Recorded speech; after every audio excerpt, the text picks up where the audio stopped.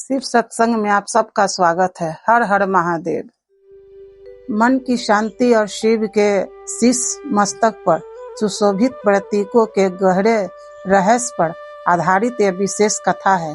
यह कथा हमें सिखाएगी कि जीवन के शोर में भी हम कैसे अचल रह सकते हैं।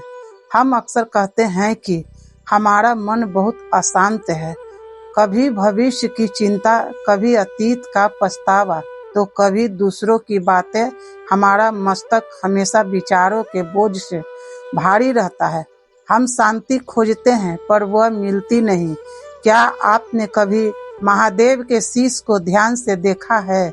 उनके मस्तक पर चंद्रमा है, जटाओं में गंगा है और बीच में तीसरी आंख है। यह केवल श्रृंगार नहीं बल्कि हमारे मन शांत का पूरा विज्ञान है। आज की कथा हमें महादेव के शीश से मन को शांत करने का सूत्र देगी। पौराणिक कथा के अनुसार चंद्रमा को अपनी सुंदरता और कलाओं पर बहुत गर्व था, लेकिन जब उन्हें राजा दक्ष ने क्षय रोग का श्राप दिया तो उनकी चमक फीकी पड़ने लगी। वो हर दिन कमजोर होने लगे और उनका मन अत्यंत अशांत हो गया। मौत के डर से कांपते हुए चंद्रमा महादेव के पास गए, रक्षा की भीख मांगी, पर कोई उनका बात नहीं पूरी तरह से सुनी। टूट कर महादेव की शरण में पहुंचा। चंद्रमा ने रोते हुए महादेव के चरणों में अपना शीश रख दिया और कहा, प्रभु, मेरा अस्तित्व मिट रहा है, मेरा मन अशांत है, मुझे बचा लीजिए। महादेव करुणा के सागर हैं।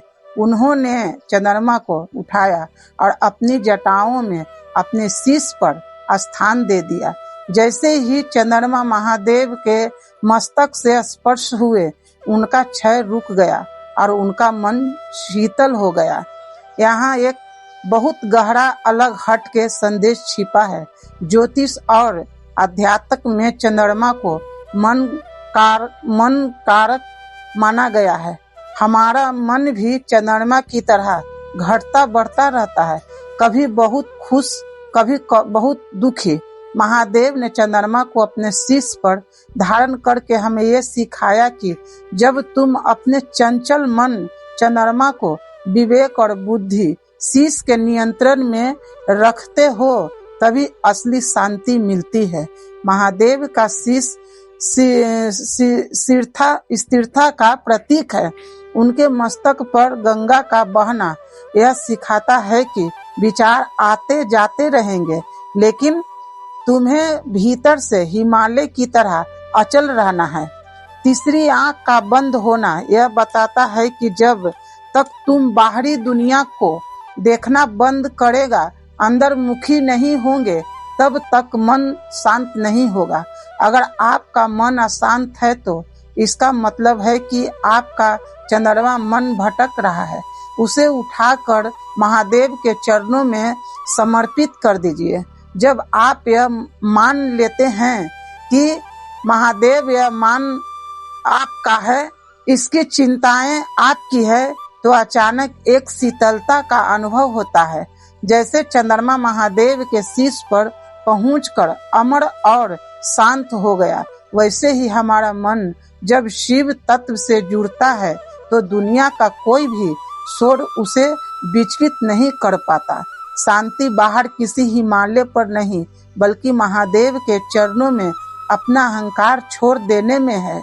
आज से जब भी मन भारी लगे तो बस आंखें बंद करें और कल्पना करें कि महादेव का शीतल शांत आपके शीश पर है। उनकी जटाओं से गिरती गंगा की बूंद आपके मन की तपन को शांत कर रही है।